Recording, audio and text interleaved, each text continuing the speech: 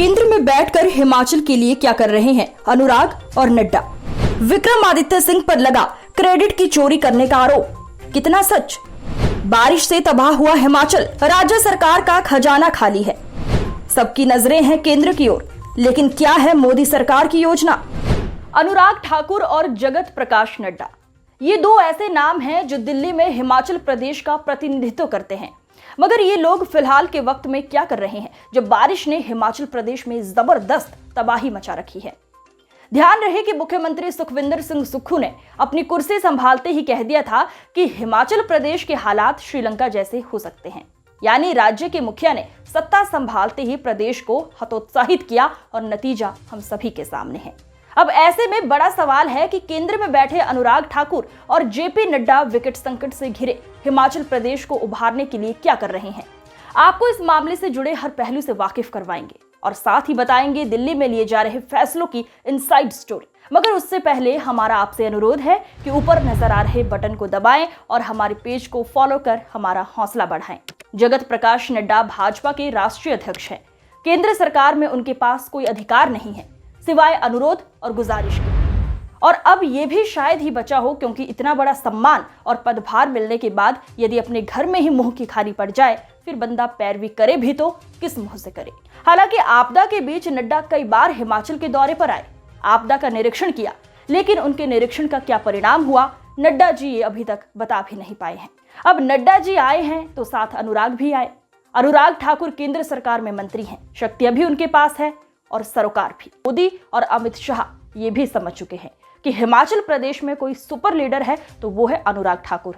हाल ही में हिमाचल भाजपा में हुई सभी गतिविधियां अनुराग के ही शहर में हुई।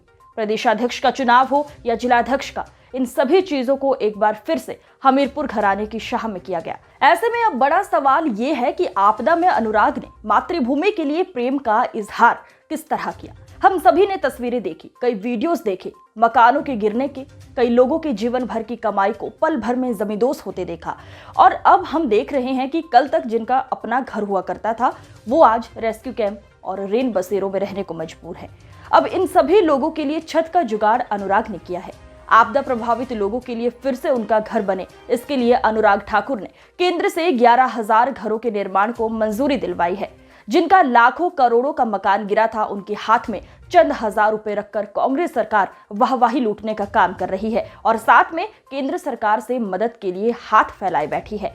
प्रदेश सरकार द्वारा दी जा रही मदद पर शक इस कारण से भी होता है क्योंकि इस लेन देन का सिर्फ कागजी ब्यौरा तैयार किया जा रहा है। जब पूरा भारत डिजिटल इंडिया की तरफ कदम बढ़ा चुका है, आज के युग में जब सभी के पास बैंक अकाउंट है और वो भी सिर्फ इसलिए खुलवाया गया है कि उनको मुहैया कराई जा रही मदद को पारदर्शी बनाया जा सके, उस दौर में सुक्खू सरकार की कैश वाली मदद कई तरह की आशंकाओं को जन्म देती है। अब ऐसी परिस्थिति में केंद्र ने साफ कर दिया है कि हम मदद करेंगे और सीधी मदद करेंगे। बीच में ना कोई बिचौलिया होगा, ना कोई कमीशन रखने वाला होगा और ना ही कोई क्रेडिट की चोरी करने वाला। बीते 17 अगस्त की खबर है जब हिमाचल के लोक निर्माण विभाग के मंत्री विक्रमादित्य सिंह ने सोशल मीडिया पर ढिंडोरा पीट दिया कि प्रयास करने वालों की कभी हार नहीं होती और हमारे आग्रह पर हिमाचल प्रदेश को सड़कों के पुनः निर्माण के लिए 2,643 करोड़ रुपए केंद्र की तरफ से जारी कर दिए गए।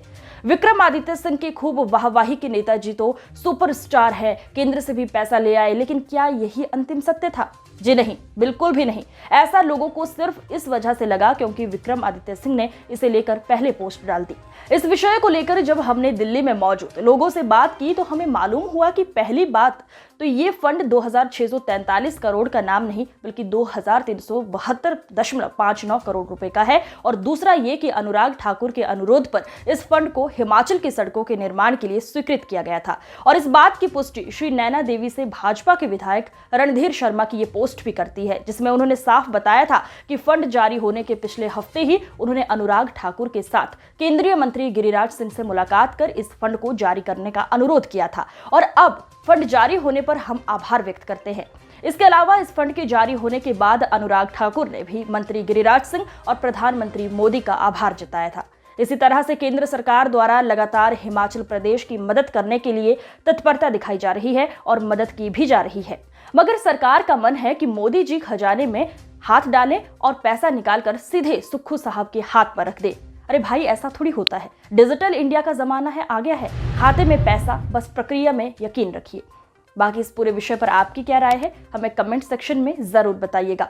अगली वीडियो में आपसे जल्द मुलाकात होगी, तब तक अपना ख्याल रखिए। फिलहाल के लिए बस इतना ही। नमस्कार।